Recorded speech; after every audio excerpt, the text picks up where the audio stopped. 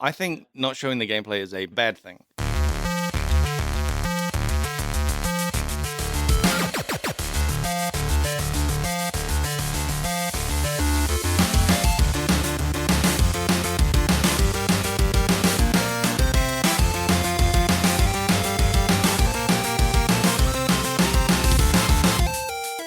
Hey, welcome to episode 160 of Front Seat Gamer. I'm Nick. I'm here with Paul. Hey. And Blake. Hey, how's it going? You still haven't changed up the intro. Maybe I will one day, and it'll take you by surprise, and you won't even know what to do. I'll be like, I'm here with Blake, and Paul will say hi. It's often I take a sip of my coffee or water while you're introing Paul, and then I'll be like, oh, I have to spit take. Maybe I'll keep an eye out for like the perfect time to ambush you. Yeah. With the greeting. How you guys going? That was a weird way of me saying, guys. How you guys going? Yeah, all right. Okay, good. Yeah. It's good. We missed recording last week. Yeah, why was that? That was because I was busy with League stuff. Rocket League? Oh, yeah, I was playing Rocket League. League of Legends? No, Rocket League. Rugby League? Yeah, Rugby League.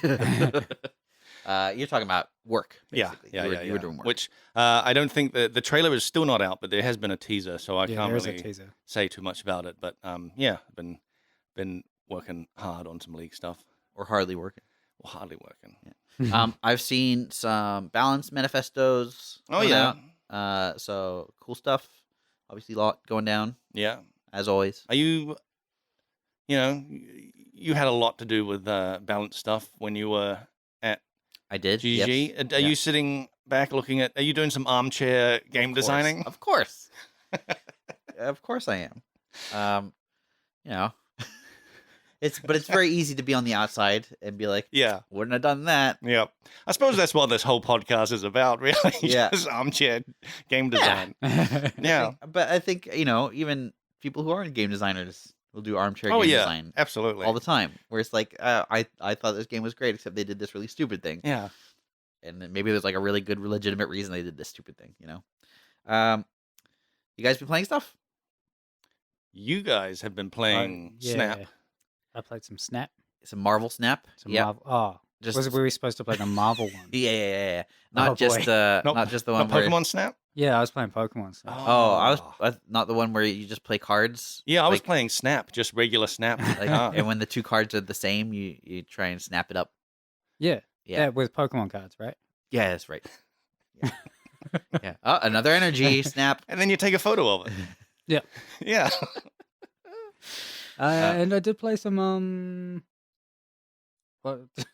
How have I played? God of War. Yeah, the new God of War game. Yeah. I played maybe only like 2 hours or something of the new God of War. So here's what I've heard, is that it's more of the same, which is great. Has that been your experience so far? Yeah. I really actually feel like the thing that's slowed me down in playing it is that I really actually feel like I should have gone back and played the first one again for a little bit, because I did play quite a lot of the first one. Yeah. I never finished it, but I don't finish games, so What do you feel like you're missing by not finishing the first one? The ending. Partly the ending. Yeah. They do like this flashback thing Yeah. where they show you what happened at the end of it, Oh, okay. which was really handy because I didn't finish the first one. But I remember in the first game, after quite long periods of time, you would sort of unlock new weapons and stuff. So you would spend quite a bit of time learning the first weapon and how to do all the combos and everything with that, and then you would unlock another one. Well, the chain sword things, which have quite a different gameplay. Yeah. Whereas in the second one, you get the chainswords really early on. Yep. And there's just a whole bunch of like combos and things that I'd learned previously, but I've forgotten because it's been a few years. Yeah. And Are they assuming that you know those combos in terms of like the difficulty? so you can go into some of the menus and like figure out what to do there. Yeah. And it does show you the basics and things. Yeah. But I still felt like I was missing something that I had before. Mm-hmm. Well, and like I could be wrong about that even, but there was definitely like I'd actually do something correctly and be like, oh shit, yeah, Yeah. that's what I'm supposed to be doing. Mm. You went through the first sort of main sequence of combat, and there kept being like dudes up on ledges. And after after trying to kill a few of those awkwardly, realize there's maybe like 15 minutes later that you can throw the axe at them, which is like this obvious thing, but it just wasn't in my mind to go straight to. That's one of the most fun parts of God of War. One is throwing the axe and then having it return. I was just so caught up on hitting things with the axe and trying to like perfectly time parries and stuff. I've been playing Elden Ring recently, so I just went in with that approach. I haven't played the recent God of Wars, but I played God of War 1 or God of War 2, like the original on PlayStation 2.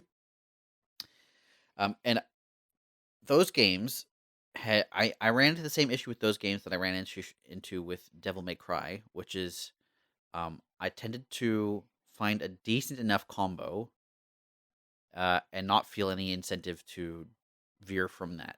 Yeah. And so combat became quite repetitive, and God of War tried to spice things up a bit by like having like the quick time event, like kills. So you had to like once they got low on health, you had to like spam X or whatever, and that made it worse.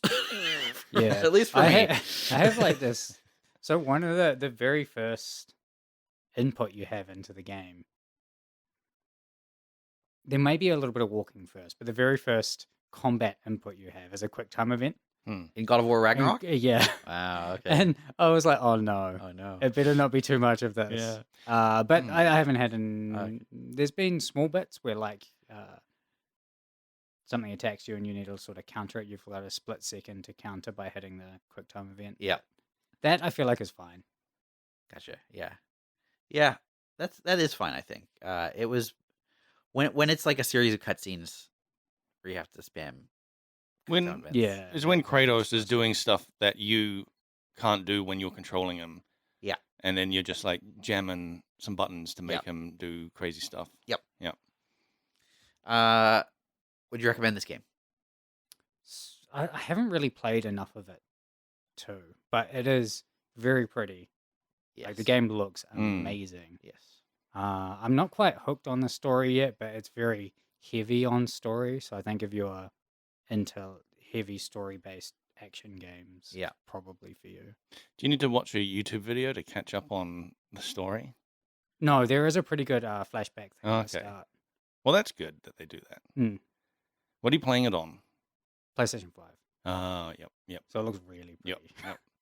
I saw that I've been thinking of getting it, but I saw that it was.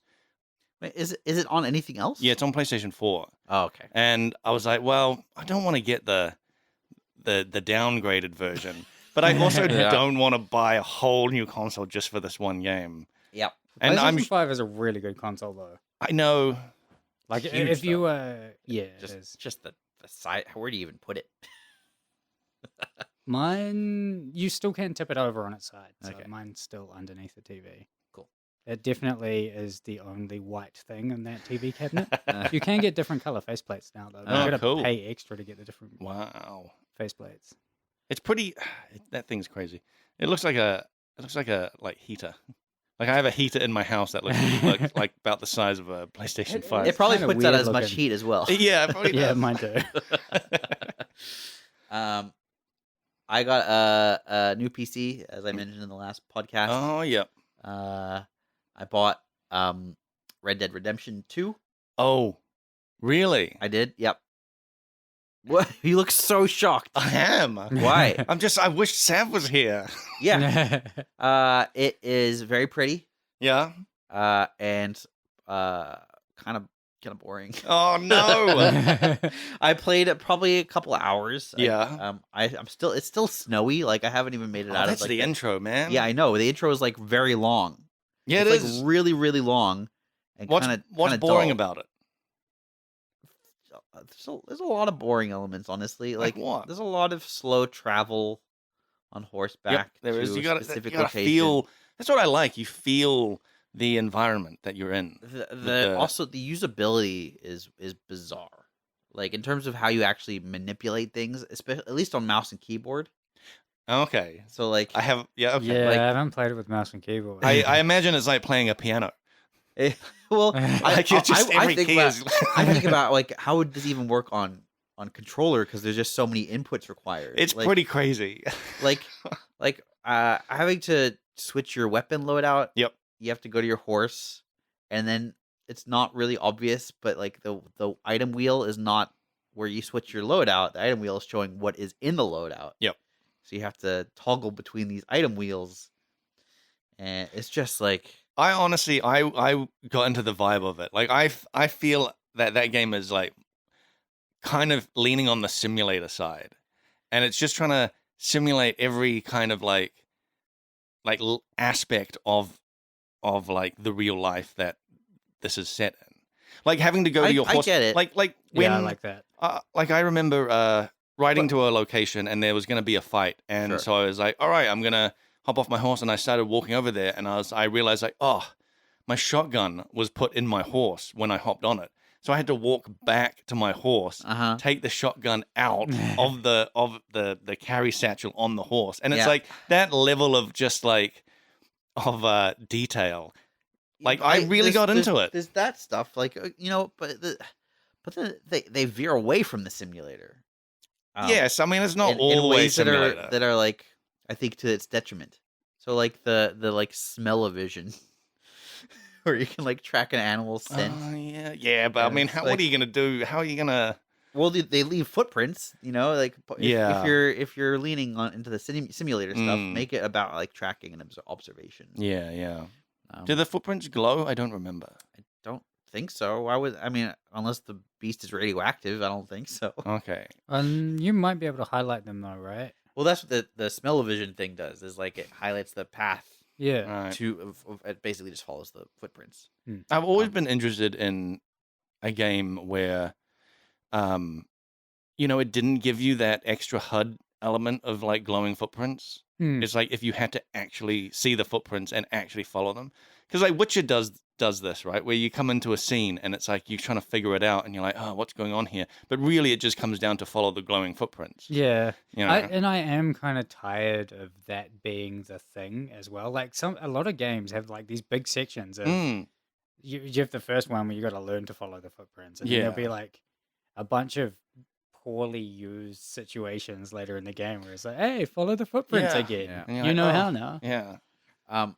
There's also like the whole conversation mechanic is still weird. Like I haven't used it much. Like again, I'm only a couple hours in, but like it feels like additional inputs that are necessary. Like you basically go up to someone and then you toggle into like talk mode.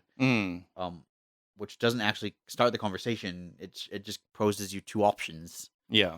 Often which have the same result.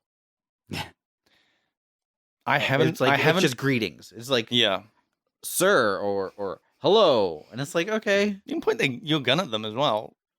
But that starts a conversation. That's a different thing, right? Like that's I don't know. It's just it's been a long time since I've played it, so I can't really remember the conversation stuff very well. I don't like any of the characters yet.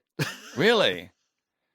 I remember quite liking the characters. I'm not that far into it, but like you're really not far into it at all. Like Dutch seems like a real dick. I would yeah. I would say you've not even started playing it. I'll probably play it some more. Like really, like if you're still in the snow place is the tutorial. Yeah, I know. Yeah. It's a really long tutorial. It is a long tutorial. They could have spread it out a bit, I think. Like maybe open it up a bit, let the player experiment. Yeah. And then bring up the important elements as you go. Do you think choosing a snowy place like that was a good first intro into the game? Because everything is slowed down because of the snow. Like you're trudging through it. It's like you can't see very far ahead of you. Like you don't even get the grandness of the Western until hours into the game. Yes. It's a good question. I think they did it. So from like a creator's perspective, I think they did it because it's a good way to limit where a player can go. Yeah. And to that end, it is effective. But like I think I think you raise a good point, and I think there are other ways to achieve the same result. I mean, narratively, it's important. I think that it's winter and stuff, but but consider if it had been like, there was a flood and the bridge was knocked out and the river was still flooded and they couldn't ford it, the river, to cross to wherever they needed to go. You get a very similar result without that sense of like just being slowed down so much. But doesn't it play a little bit into the wanting to get to the part where it's less slow and the wanting to get to the open world where all of a sudden you have the freedoms? But you're trying to get through that. That has to play on the player's implicit knowledge that there is more. Whereas the experience of the player is, this is all the game is so far. Yeah. I think that there's, narratively it makes sense. Like everyone is suffering. There's a lack of food. It's cold, and they want to get out of that area. And so I think that there's narrative justification for it. But yeah, I don't know. It's a tough one for me to say. 'Cause again, I haven't even gotten out of it yet. But so I haven't experienced what it feels like to not be slow. I guess. Because I do agree that like when I started it, I was like, I know there's an open world coming. Yeah. So I knew this was the tutorial section. So I knew I'll just get through this. And it's not like you're right that it does slow it down so much because there is so much to learn. But like all the controls and all this, and it just slows it down to a point where you can get a grip on how to actually control in this world. I think part of it, I think also a lot of it comes back to that sense of it trying to be a simulator more than like a fun experience. Yeah. Like if we talk, I'm going to go to my favorite comparison point, Zelda here. Oh boy. Let's talk about like Zelda locks you in an intro tutorial area as well. Yep. But you can also, here's the thing, maybe you're going to make this argument. You can very quickly see the open world right in front of you. Yes. you can see that that's there. You can. You're not going to be like, is this the whole game? I don't know. No, that's true. That's true. That's not what I was going to say. Okay. But what I was going to say is they've got snow elements that are slow and and important for gameplay reasons, that teaches you about how temperature works and about cooking and like clothes and all these things, which is, there's like elements of that in Red Dead as well. There's hunting, like just like in Red Dead, you can hunt animals for food.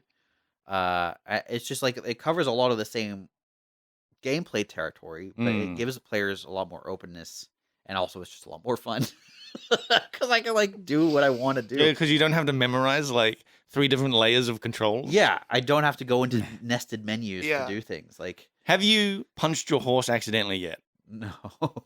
It'll happen. Okay. It will happen. Okay. Is that? It's a common thing because of the controls. Yeah.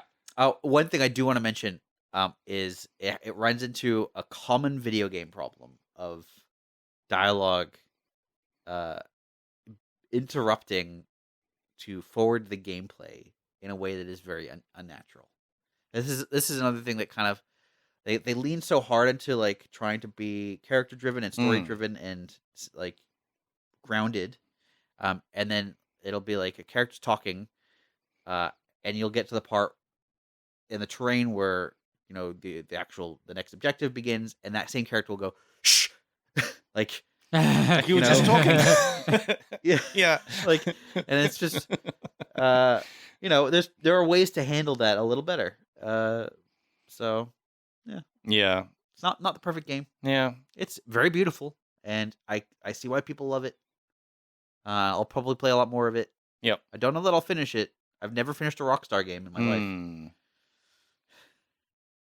It is really good, dude. Like that. It is really good. Yeah, like I really got into the simulator-ness of it. Yeah. Like even when you go to a store to buy stuff, right? The menu is like a physical book and you're turning pages on it. Yeah, that's right. Like it's so cool. And like every item in the book is actually physically in the store. So you could either look at the book and flick through what you want, or you can actually walk around the store and just pick the thing you want. So, Zelda. Zelda has the objects in the store. And you Yeah, can just yeah. walk up to Oh, them yeah. and buy it. Yeah. I know, it's Yeah. amazing. Yeah, Yeah, Zelda. Wow. Not an uncommon trope is what I'm saying. Like, Well, it's pretty uncommon in a lot of the games I play. Zelda Cyberpunk doesn't do that. Ocarina of Time on Yeah. Nintendo 64 just had the items displayed behind the shopkeeper. That's all you could buy. There was no, like that's a very like You're I'm pretty saying I sure shouldn't be impressed. Zelda on the Nintendo Entertainment System just had the objects displayed. But isn't it more the book that you were Well, talking I about mean, it was there? both. The book, The fact that the book's like newspaper ads, right? yeah, and the book has, it so dives into like trying to make you feel like you're in this world. Yeah. It's great. But yes, also stuff being around the shop as well that you can And you can just buy it and you can just buy it. off the shelf. Yeah, okay, it's like okay, Zelda, I get it, but okay, like hang it's on. certainly not like Cyberpunk. Here's the thing that really annoyed me from a gameplay standpoint. Yeah. Very early on, you go to it's like you go to someone's house. Like this is like the very first mission. Yep. You're going to like a cottage. Yep. And it's taken over by like the bad your rival gang or Yep. whatever. Okay, there's actually two elements here. I was trying to figure out the controls, and so I accidentally stood up and shot something, and then that skipped a bunch of dialogue. Oh my god. And got like the narrative got kind of wonk. Whatever. So anyway, I get through that whole gameplay sequence, and I'm clearing at the house. Like you get to loot the house. Yeah. Looting, by the way, takes really, really long time. Well, you got to get into that slower pace mindset where you're just slowly picking up stuff. Look at this whiskey bottle. Put it in your satchel. Pick at this other Can of beans. can of beans. This like hair wax or whatever. That is what that feels like. Yep. Anyway, so I'm looting this house, and I realize, okay, there's an upstairs part. And I go up this ladder, and I'm like, oh, there's more stuff up here. And then I look across the way, and there's a dead body on another part of the house. Oh yeah. That I can't reach. Oh. I can't loot the body. Okay. So like, how did he get up there? Maybe he was probably shoved up there by the gang because wasn't he No, the husband of the woman that's in the house? And no, and... the husband is dead and frozen in the cart in front of the house. Oh, well, who's the body? I think it was one of the gang members. He was like shooting out of the window, and he got like killed in the shoot off. Oh, and then there's just like this part of this house that I literally can't reach, and I'm like, well, why? I don't know what to tell you. Either. So maybe it's a I don't know, metaphor for life or something. It's just, Sometimes a bandit's in the roof. Yeah. Sometimes you can't get up there. Sometimes you can't always get what you want, Nick. I think that's what it's trying to tell you. Sometimes you can't loot the body. Sometimes you can't loot the body. So yeah, there's that. I've also been playing a lot of Mountain Blade 2. Oh. Which is if we're talking about simulators. Yep. Way prefer that. So when was the last time? Was the last time you played it like last year when we were both playing it? When we talked about it, it was pretty much the last time I played it. So it's fully out now. It's fully out. What has changed? There's a lot of little changes and some more noticeable ones. I don't know how far you got. I never finished it. Did you ever get to did you ever assemble the dragon banner and stuff? I don't know what that is. Cool. so no. Well, that doesn't. I literally have no idea what that is. So when I last played it, like there was a few quests. The main quest was essentially assemble the dragon banner, go talk to some various NPCs, who will try and argue for you to either work for the Empire or work against the Empire. Yep. And then like whatever you choose, the other side kind of just trying to works against you. Mm. And essentially, there's like a countdown timer that every so often will just cause dudes to flip on you. Right. Whoa. And like go to war with you. Yeah. And that's what that was previously. And now there's like the same countdown timer, but there's like sort of a constant stream of objectives to help delay it. Hmm. So like you'll be like, oh, there's this conspiratorial hideout near this castle, and you should check it out, and maybe you can like delay their plans a bit. Or they're trying to ship weapons between these cities. Maybe you can get in there and mess it up or whatever. Or there's a bunch of bandits that are roaming around your towns and harassing people who are not loyal to the Empire. Ah. And you can do all these things to just sort of slow down the conspiracy against you, which is pretty cool. When I last played, you could do like swordsmithing, right? You could there's this whole blacksmith mechanic, and it's really in depth. but the only point of that was like you could have maybe eventually make some really good gear, Yeah. and that was the only I reason. can't remember if I engaged in that or not. It's surprisingly deep, but Yeah. now they've added an actual gameplay reason beyond that, Oh, which yeah. is like whenever you enter the smithy or whatever, you're gonna have people who want weapons. Right. Like they've got orders for you. Oh, yeah. And you can basically craft them and make a profit immediately. Oh, cool. If you've got the materials and the skill. Yep. And sometimes it requires that you like tinker a little bit with the shape or the parts or whatever the weapon to get what they want. Yep. So that's kind of neat. There's like voice acting, which is kind of wonky at times, but fine. Was there any voice acting when we played before? There was one character that had partial voice acting. Okay. How How much has voice acting now? a lot of the intro lines. Hmm. In fact, I think almost all of the intro lines, and then the main characters. Oh, yeah. Yeah. There was also, when I played at least the first time, if you wanted to get married, there was basically a sequence of events you had to do. Hmm. Like you had to raise your relations with the person's like patriarch Yeah. or clan leader, and then like go through this whole like convincing mechanic, and it was quite in depth. Yep. And I don't know if it was related to my status as a king or whatever, Hmm. but when I wanted to get married in my current game, it was just like, yeah, okay. And then Well, like, I mean, there was a wedding. if you're a king. I was like, oh, okay. If you're a king, I think anyone's going to be like, yeah. Yeah. So I'm not sure if I don't know if they changed it Mm. because they thought it was just too complicated and over the top and unnecessary, Yeah. or if it's like related to my status or what. I don't know. Okay. But there's been quite a lot of changes. Yeah. Basically. I remember when I played, I don't think that whole... There was marriage, but like I don't think it actually went any further than that. Because I remember there was one castle Wait, in what do you particular. mean that it didn't go further than that? Well, I like... Like you didn't get to bone down? There was no quick time events. Blake, I'm keep telling you, they shouldn't be quick. How else They do you should win, though? Should be like normal time events. Yes. No, I don't fully remember, but like there was one castle in particular I wanted because it looked like different than all the others. Yeah. And the daughter of the guy that owned that castle, I was like trying to get reputation with. Yeah. And like it didn't seem to go anywhere. It's like it seemed like I couldn't, like no matter how high my reputation was, I couldn't seem to get anything done. Interesting. But I also I'm was trying just to- like a are you sure she was already mercenary bandit betrothed or guy. something? Yeah, something like that. I don't remember. But my main goal was trying to take over this castle through marriage, and it didn't happen. I don't think you'd ever be able to take over a castle through marriage. What happens when you marry is they join your clan. You don't join theirs. Oh, okay. So you don't get their feet. Actually, I think I did in a game marry then, and they did join my Yeah. group. Yes. They've done some cool stuff though. Like I don't remember this being the case previously, but now when you have kids, as they grow up, at various life stages, you get to choose sort of what direction they go in terms of their stats, Hmm. and they kind of give you a narrative framework for that. It's like, little Jimmy takes after his father in the ways of vigor and Okay. socialism. Yeah.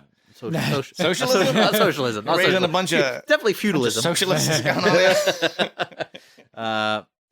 Social skills and Man, you're a bunch of woke mercenaries. you know what?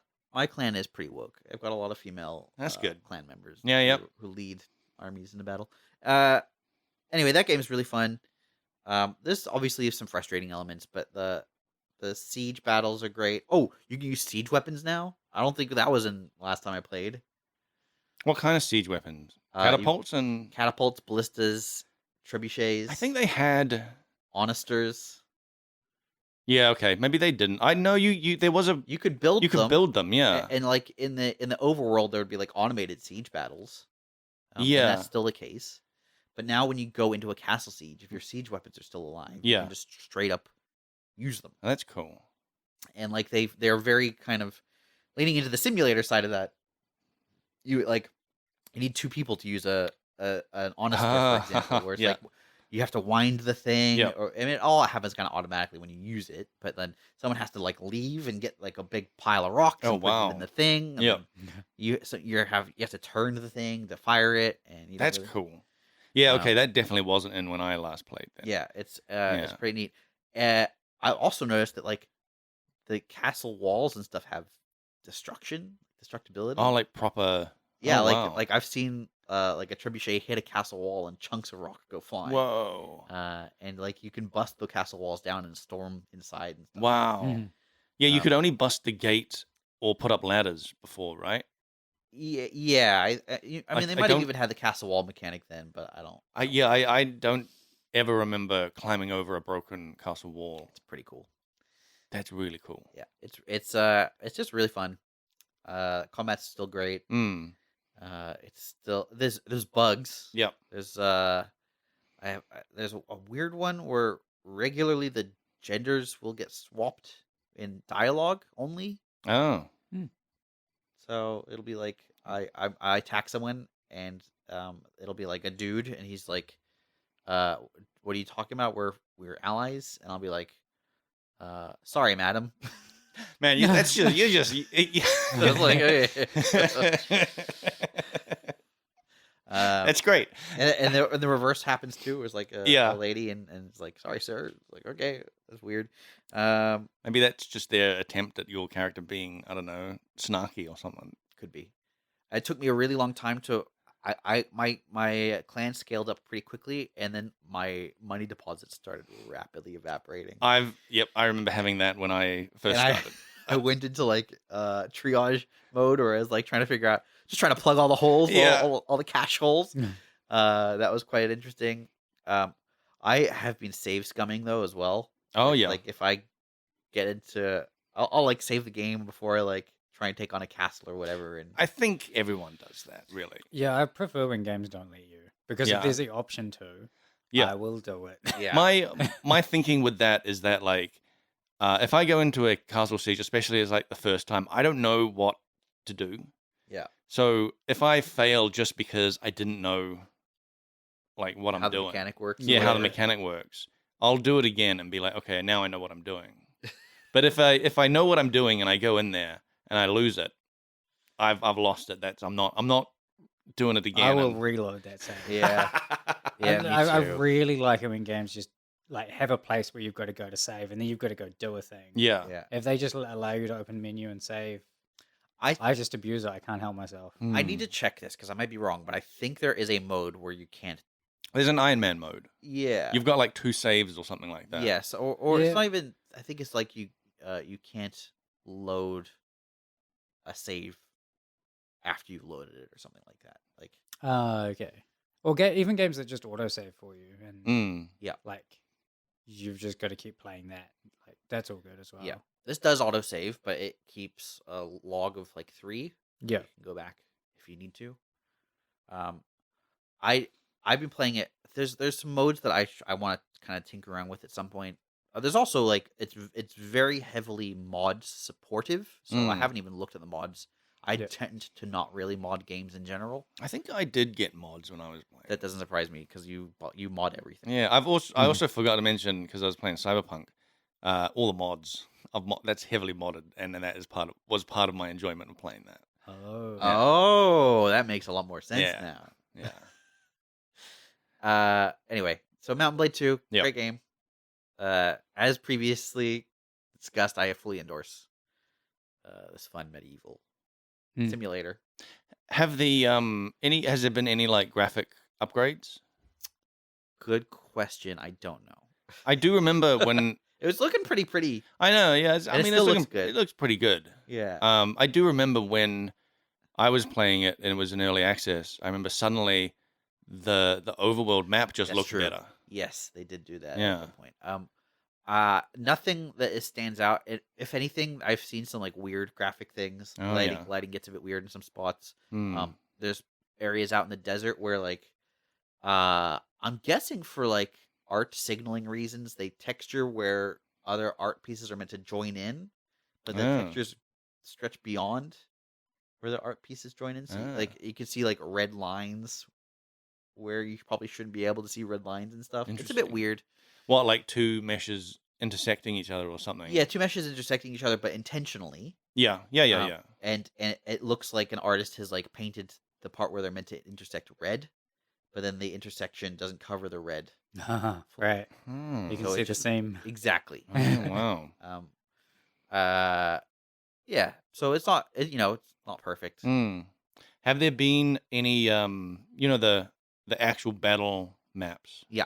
Any new battle maps that you've found? Every castle, it seems, and every town has its own unique battle map. Oh, Or that's as cool. far as I can tell, Yeah. which is fantastic. Yeah, because I remember there was probably like 2 actual town maps or something when I played. Like, Really? yeah, I think so. I maybe 3. Like, there were really not very many. Okay. At least so far that I've seen, everything Mm, seems to have every town has its own unique battle map, That's and then every cool. terrain has a small variety. Yeah, I always I always remember like I could tell it was such a small selection of battle maps when I played. Okay. I remember so well that I was like, oh, I'm on this map. That means I need to get into this position because this is like the best defensive spot. Yeah. Yeah. I haven't. I mean, I've definitely had duplicates and stuff. Mm. But there's enough variety that I Yeah. don't mind, and the fact that you don't know where in the map you're going to appear and stuff Mm. helps a little bit as Yeah, well. maybe that was it because you always started from what I remember in like almost always the same spot. It's usually one side or the other, Yeah. but even that is enough, and Yeah. you don't your army composition and their army composition and how you behave on the terrain really do make a big difference. Yeah. Yeah. I mean, there's that game is all about battles. So if you're gonna run into, Excuse me, have you tried the trade game? I have. Yeah, I told last time. you were trying to get to the point where you could buy fiefs. Yep. Yep.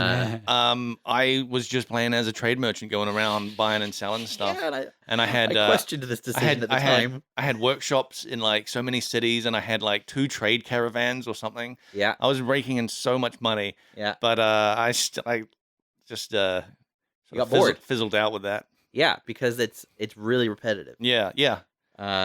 That is the biggest issue with this game is if you try and take a narrow Mm. gameplay stance, like as if you want to role play, say, Yeah. as like a trade merchant Yeah. or like a lord or something that is just like kind of relying on charm or whatever, Mm. you're gonna have a bad time. Yeah. Yeah. The game really is about doing a little bit of everything, but focusing on combat, I think. Yeah. I think the most fun I had when I was like, I'm just a mercenary going around. Yeah. And that's it. I'm playing do you know Berserk? I know of it, yeah. And they're just a mercenary band going around, and I'm just like, this is just like that. So great. What I did is I joined the like desert faction, Oh yeah. and then obtained a few fiefs just through my Nice. sweet skills and loyalty, and then bailed on them and kept my fiefs. And they immediately went to war See, with me. I never did that. I joined the Purple Kingdom, which is like right in the middle. Yo, no, And that's the weakest suck. one. Yeah, Because like, okay, I got a castle, and Yeah. I was like, sweet, they gave me a castle. This is awesome. But it's like right on the border of like an enemy, and I'm Yeah. constantly getting attacked. And I'm Yeah. like, this is actually terrible. I don't like this. And like, I'm just watching the map as the Purple Kingdom shrinks further and further. Yeah. And I'm like, I'm just barely holding on to my castle, just barely. But the rest of the kingdom is falling apart around me. yeah. And I'm like, I think I need to leave. Yep. But you can leave with the fief. Yeah, I never did that. I just started a new game. Yeah. And was like, okay, I'm not gonna. Yeah, the next game I was like, I'm not gonna join a faction until way, way later on. Yep. And that was when I had the most fun. Yeah. Yeah. I do like that there is quite a lot of freedom in how you approach Mm. that whole dynamic. You can join and leave. You can play as a Yeah. mercenary. You can never join one and just sort of grind your way to like nobility. Yeah, yeah. And then found your own kingdom. What is the diplomacy like? Is there have they added any? Yeah, there's some like it's usually just like declare war or peace. Yeah, that's not really. But It's not a diplomacy focused game. no. I always wanted to like have a little more in depth diplomacy. You know. What do you mean? Where, like, okay, if someone is at war with you, so even as simple as like a total war diplomacy, where you could just send them gold and they'll, send them gifts, and their Yeah. opinion of you would raise, and then the likelihood of going to war is Reduced. reduced. I think you can kind of do that. Like, I Yeah. think I don't fully understand how the AI determines when they go to war with someone. It seems to be a combination of like how many units and territories you control versus them, and whether or not you are already engaged in war. Because it feels like if you are already engaged in war, Yeah. they're much more likely to declare war on you. Yeah. Because you're vulnerable. Yeah. So I haven't quite figured out if there's more to it than that. But like, it seems like if you have good relations with someone, then they're less likely to. Yeah, but it's be like, how do aggressive to you foster good relations? You can like do tasks for them. You can, that Yeah. you go to their king and they're like, all my horses have died. I need someone to get a bunch of sweet, sweet horses. Okay. Is there a thing where, okay, you're at war with someone, you can't exactly go visit their king for quests to... No. So You can visit their king. Oh, yeah. Oh, yeah. But he's not going to give you a quest. Yeah. Oh.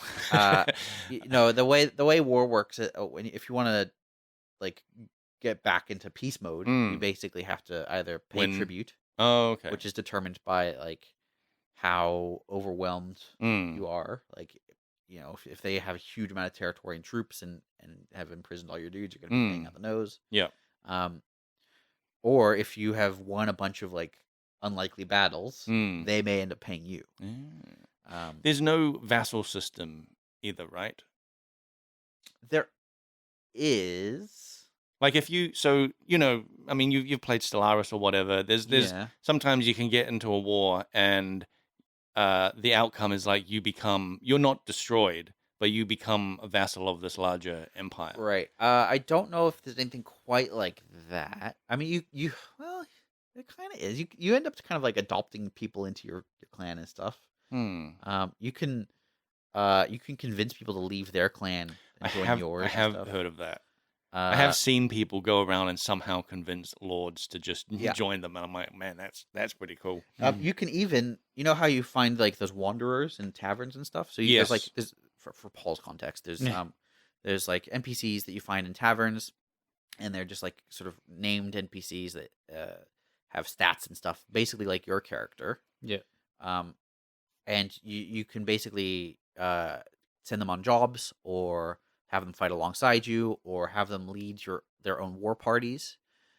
But you can also, if you have fiefs, give them your fiefs, and they become their own clan. And so then they have a level of independence. They can then hire. Still under you.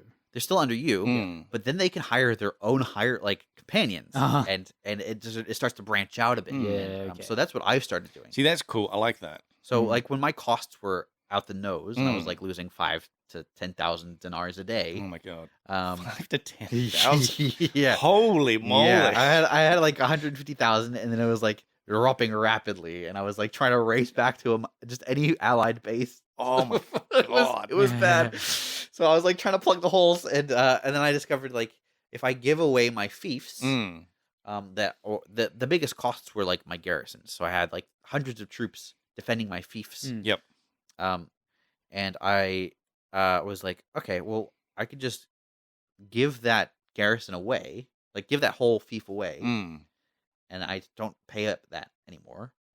And they're still part of my territory. Yeah. And I have a larger army now because I have like, I have the same follower with the same party. Yeah. But they've also got followers with parties. Yeah. So it's like, I realized that this is how you actually expand your kingdom. Yeah.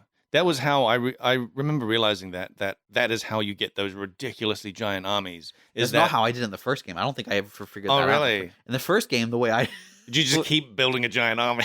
No, there was that, but I would like beat the same NPCs over and over and over again and then let them go. Yeah. And that really would raise the relations. Like, if you don't imprison someone, they like you more. Oh, yeah. So I would fight them Yep. and then not imprison them. And then eventually they'd be like, yeah, okay, I guess I can join your side. Okay. And so I never realized that you could turn basically any follower into Yeah. a thing. Ah, I was just kidnapping other followers from other factions. that's funny. Yeah. Oh, Paul's just. Oh. It's making my eye water. It's you want some COVID. water? You got some COVID in your throat. Ugh, just all of a sudden COVID. Sudden COVID attack. Oh, Anyway, that's Mountain Blade 2. Really good. Yep. Paul, you should try it. uh, I think it's on console. yeah, I actually had a look when it came out. I like the idea of it, but It's time consuming. it looks time consuming. It is. It's got this really great growth, you know? Well, we've talked about the organic growth. I know, but like Yeah. I know we have a lot, but But it like is that is lovely. really It is the draw lovely. for me. Where Yeah. I still remember like the last game I played, the first battle where it was like me and 4 guys versus like 4 other guys, and I just barely won. Yeah. And I'm like, man, that was intense. And then a few hours later, I've got like hundreds of troops, and I'm still thinking back to that 4v4. What's wild is I've had battles where it's like 1,000 troops versus 1,500 troops Yeah. or whatever, and it's still really close. Like Whoa. you just barely scrape by, or you lose by like Yeah. just a few dudes or whatever, and it's still just as exciting. Mm. I had a castle siege where it was like 500 versus 1,500. Oh my god. And we lost, but I think the other group was down to like 30 guys. Yeah. And it was just like it was so close. Sometimes that if you can beat them down so much that they actually become not a threat later on. Yes. That's a win to me. That's how I feel in like, because I've been playing like Warhammer, Total War. There's situations like that where it's like I'm gonna lose this army, but if it's I gonna can cause- cost them so much. a Pyrrhic victory. Yeah. The issue with that in Mountain Blade is the way wounded soldiers work. Like if you can beat an army, but they don't necessarily lose their troops. Yeah. They'll lose a portion, but they might keep like 2/3 of them, Mm. and like in 2 or 3 days they'll basically be back to full strength. And that's kind of annoying. I do remember in Mountain Blade it can It can take be a long tricky. time to replenish your army after a straight up defeat. Yeah, There was once where I completely lost. Yeah. Completely lost. And I was imprisoned in a castle for like days. Oh, yeah. And you just watch the Yeah. time lapse going by of Yeah. day and night cycle, and then finally you're released, and you're just like you and like one guy or something, or maybe it's just you, I can't remember, and you basically have to start from scratch. Oh, Yep. that's if you, pretty good. If you have a fief though, Yep. you can just take all the troops out of the garrison. Yeah. So you can go immediately back to like 200 dudes. or Yeah, whatever. But see, then that's the thing. If you've got But then your garrison's weak. sure, but then you could like retake that castle or Yes. or defeat that enemy Yes. who is now weakened from that like Yes. victory that cost them so much. Yeah. Yeah, and I've done that. Yeah. Actually, there is one thing they've added. At least I hadn't encountered this in my previous playthrough, which is rebels. Oh, yep, I've not seen those before. So cities and towns and whatever, castles, Mm. will have a loyalty rating, and if loyalty drops too low, Yeah. rebels will just take over. They'll be like, they'll capture all of the people who live, like all the lords or whatever, and they'll form their own faction. And if they're around long enough, they become a legitimate faction. Whoa, that's cool. Yeah. Wow. So that's been pretty cool. That was something I never properly understood, was like how, so you're a lord, you've got your castle, and the territory has a couple of towns, little towns. How do you like how do you bring up those towns? How do you do some village management? So it's pretty basic, but there's like a manage city or manage castle button on the menu. Yeah. And you go in there, and it'll have a bunch of things you can build. Right. And it'll have a bunch of stats. Things won't get built if the loyalty is too low. People just won't do the work. Interesting. So one of the things you can do is like hold festivals and games. Yeah. To raise loyalty, and once loyalty's high enough, you can start construction, and then you can like fund construction with your actual money to speed it up. Mm-hmm. Oh, And one of the things you can build will also speed up construction a bit. Oh, cool. Or you can build things that will raise loyalty, so you don't have to like kind of hold these games Festivals every once in a while. Yeah. Yep. So it really is just about choosing what your build order essentially, and kind of checking in regularly to make sure that things are progressing the way they That's cool. you want them to. There's lots of things that will affect loyalty and security and prosperity. Like, Mm. these are all stats in the cities. And then there's an aspect to it that I don't understand. There's like, because you can hover over the stat and see how it's how it's getting to whatever the number is. Yeah. So if it's like 75 loyalty or whatever, you can see how it gets there. Mm. And it'll show you what the predicted change is every turn, Mm-hmm. every day or whatever.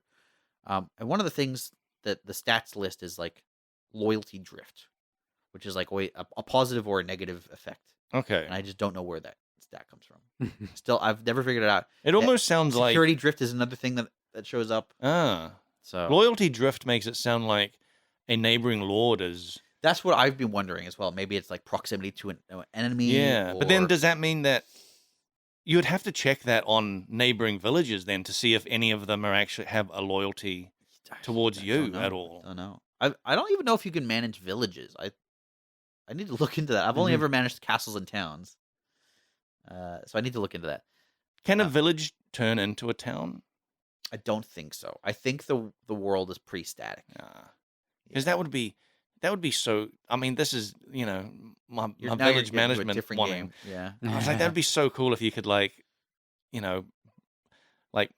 build other towns and other like things I agree. in your territory. I agree. Or just do something simple like maybe you can, but like fortify your towns more because they're constantly getting raided if you're on the borders. You can actually kind of do that. Can you build walls? No. See, that seems so obvious to me. In town? I was a lord. Not Just in put villages. a wall around Build a wall. Yeah, it's build a wall. Villages, no. Yeah. You can't. But towns, yes. Oh, yeah. Yeah, towns you can increase your wall health. Okay, nice. And the rate at which your walls build and stuff. But a village cannot turn into a town, and I think that is something that should happen. You know what? If you had the capacity to straight up destroy a village so that it was gone from the map, but you could also like start villages and that kind of I think that would be great. There's like quite serious balance implications. Oh yeah, there. absolutely. Like, one of the mechanics is for trade is like distance from things, right? Yeah, and what things grow, right? Like what they produce. Yeah. And if you could, for example, cluster up a bunch of villages around like a town, and they all grow wheat, and the town produces beer, it would be broken, right? But like, why would that be broken?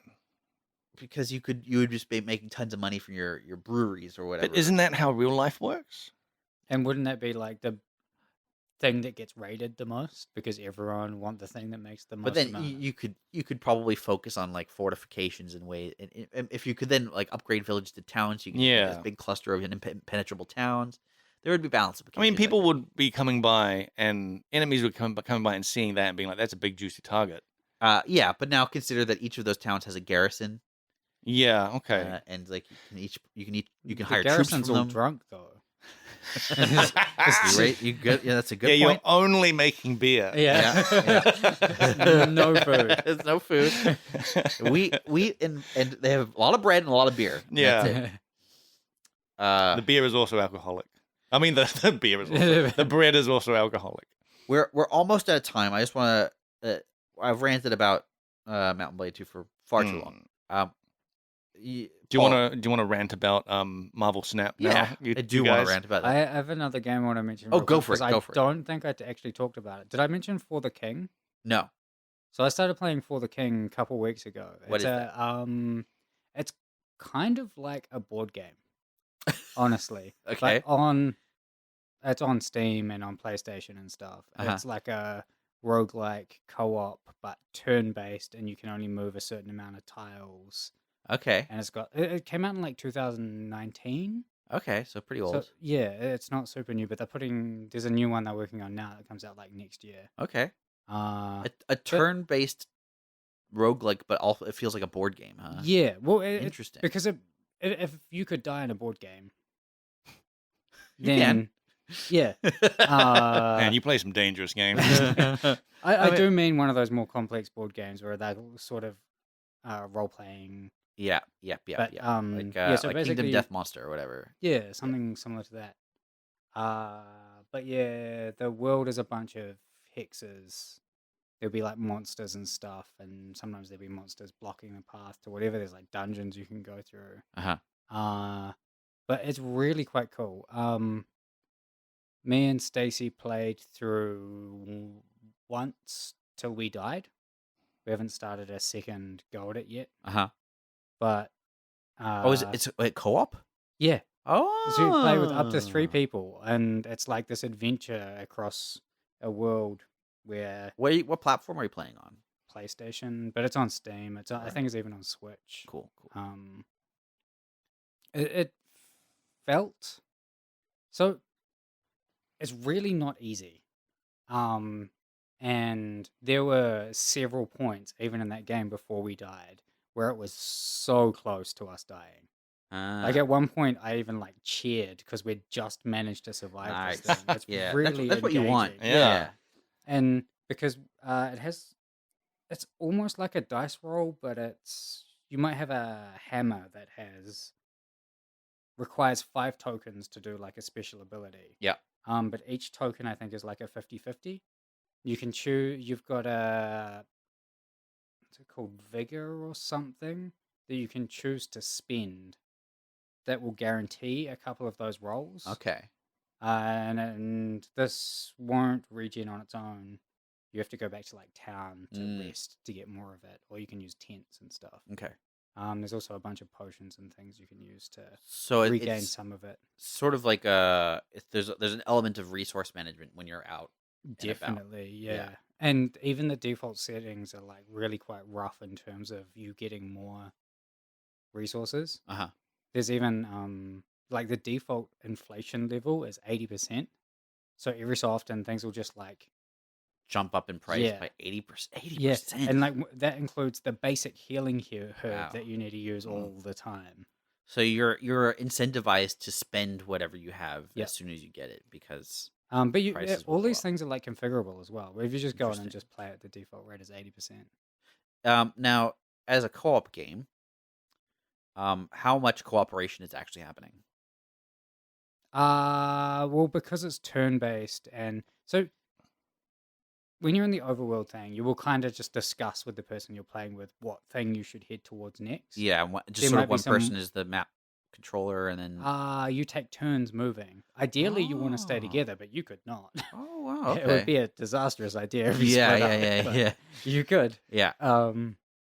And then even when you go to loot, and so say you choose to go the same way and fight this monster, it's like 5 steps away. You both manage to move up to it. Yeah. The fight radius is not. You don't have to both be on the tile. It's got like a range that will show you when you hover over the enemy. Yeah. But if you go in and you go into like a turn-based fight where you alternate, and you'll quite often need to discuss what kinds of attacks you want to use. Right. Okay. Whether you want to spend the fervor, I think it actually is, not vigor. Whatever the resource is. Yeah. Because you might need to stun the thing, and one of you can stun, the other one can do some other thing. And then when it goes to loot, you can choose to it'll alternate. It'll start with gold and then like a bunch of other drops, including like herbs and maybe a weapon or something. You can choose for gold to share it or just take it. So it's co-op, but like if the person that gets the first opportunity to loot the thing can just take the thing. Yeah, There's nothing you can do about it. Have But you if you're done, have you standing on done the that? same tile, you can like swap stuff. Yeah. Because you will quite often need to swap herbs and things. So Yeah. Okay. because the healing resources are super limited and they're super expensive. This actually sounds like quite a lot of fun. Now, what's it? Is it a long game? You said it's a roguelike. Are we talking like from start to say end or regular death? Don't know because we've only died the once. We died at level 9. Well, our characters were roughly level 9. This was about,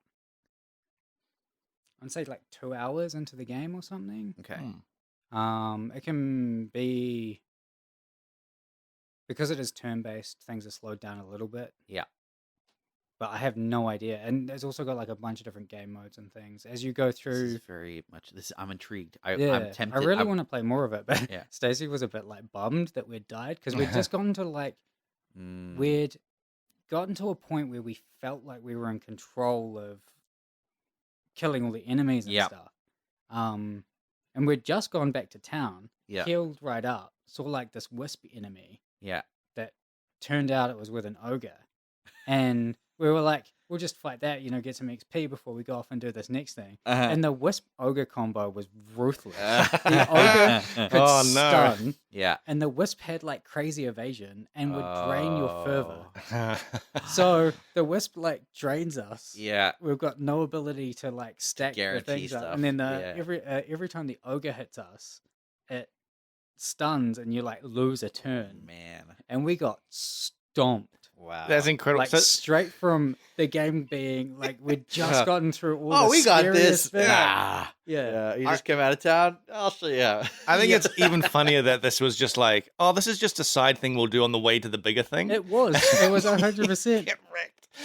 This is often the case with I find this to be regularly the case with roguelikes, where it's the randomized side content that you've never seen before. That Yeah. has, We hadn't fought a wisp before. Yeah. I think maybe we'd fought some of the ogres and it was completely fine because we'd only fought them on their own. yeah, and I'm sure like once you know, okay, the thing you do here is like you make sure you focus fire the wisp, use all your fervor right up. So that's what we tried, but because the wisp had such high evasion, Yeah. or we blew everything on misses, right. and then had no Damn. fervor or anything. So we actually should have gone with the ogre? ogre, which was like way tankier Yeah. and everything, Yeah, and seems but that's the thing. Like you learn the strategy, Yeah. right, and then you come back. I can see the psychological barrier for Stacy, Yeah, where it's like so can I. I don't want to embark on that emotional journey again. I've become attached to these characters. I don't want to lose them. And we had, and it's Yeah. just straight up like, oh, game over. But But this- it does warn you when you open the game. It's like your first run, you Mhm. will die. yeah, It's like every time you open the game, it's got a box there that says this. yeah, And yeah. it's how you're meant to play it, is to because as you go through and complete objectives, you get lore points which you can use to outside of the campaign Oh, there's unlock like a meta new progression system. characters, Cool. Yeah. unlock new side content that can Mm. shops that can pop up and Yeah. things like that. So I think Nice. you're meant to die, of course, spend your lore, go and back in. try a different run with different characters. Yeah. Experiment. Do you know how Sounds great, honestly. do you know how pretty into different it. the world will be on your second? No idea. So there are a bunch of different like game mode things. Mm. I haven't tried any of the other ones yet. Kieran that got me onto this has, and he said they were trying some side content thing. Mm. I think the main original game should be roughly the same in terms of overall objectives, Mm. but there's clearly randomness in what enemies spawn where. Yeah. There's also a day-night cycle, and Okay. during the night, it's way scarier things happen. Mm. Mm. But do you know Including if, scary do you know if the world itself, like the actual like environment is more randomized, Not yet. or is it just always the same overworld map? Yeah, I'm not sure. I think this other game modes will be different Mm. maps, but that's just sort of at a guess. Yeah, because that is part of the rogue light thing, right? Yeah, That so the worlds are randomized to some extent. I'm gonna try it. I'm gonna get it. Me too. I definitely want to play more of it. It's fun. It's also like thrilling when you've just scraped through, and it's like just Yeah. scraped through. And you said it's up to 3 players for co-op. Yeah, I think so. And I'm just counting. That's cool. How many It's- people are in this room, real quick? it's cool that you mentioned this game because I have had my eye on this game for like 2 years, Really? Oh, really? and I've been on the Oh, fence about buying it. Because it wasn't early access. It's already out, so you're I like, think "Nah." I can't remember if I added it to my wish list when it was in early access, but Yeah. that seems like something I would have done. It came out in 2018. So Oh, that was a long time ago. yeah. But the second one's out next year. so I Next don't- year, yeah. I was googling while you were Ah, yeah. talking because I'm like, I want to get it. But all it right. has that board game look, right? Like you saw some images of it. Yeah, it's Hexes. Yeah, it does. Yeah, yeah. That sounds great. I'm gonna probably buy it as soon as I get home and force my wife to play it with me. Nice. We're out of time though. So thank you guys. Yep. If you've got any comments or questions about what you've just heard, I don't blame you. Yep. You can email us frontseatquestions@gmail.com, or you can leave comments on YouTube or on our Facebook page. We love hearing from you guys. we'll be back hopefully in a couple weeks. Yep. I wanted to give a shout out to Aiden on our Shout out Facebook to Aiden. because we had a short conversation and he has convinced me to play Doom. Oh, yep. And I've been playing Doom 2016, and I think we'll probably talk about that next time. Yeah, that's another game I need to pick up. Yep. All right. We'll be back. Bye.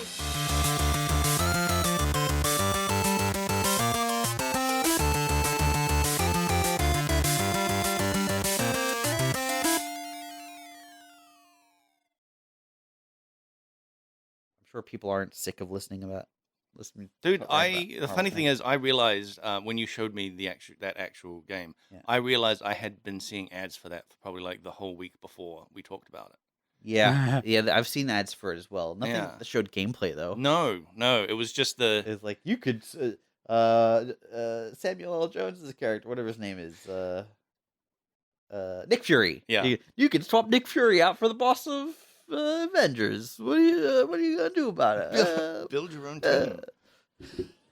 Oh, I saw ads for it as well. Yeah.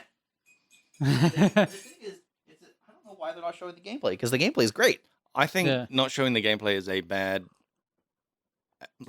thing, especially which is generally a bad thing. Hot take. Hot take. Not showing gameplay is a bad thing, but especially for mobile games, because how many mobile games have you seen Oh, that fucking fake ads! fake ads? Oh god, I hate them so much.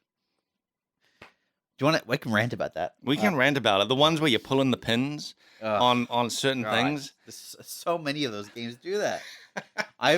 You know what? Let's talk about it Yeah, we should. because I've got some good examples. Of Oh, that great. where I've downloaded. Yeah. All right, cool. Oh, Have you a- have a downloaded listen. stuff based on the ads. Yeah, Oh. of course. Well, I suppose what else is there to judge a Yeah. mobile game on? It's either that or just randomly up from the store. Like, Would you, if they had a like a shuffle download on no, I would not do that. so you wouldn't just hit No. randomize and it will just like pick a No. random game and download it for you and load it up. No. Would you have Steam did that with early access games?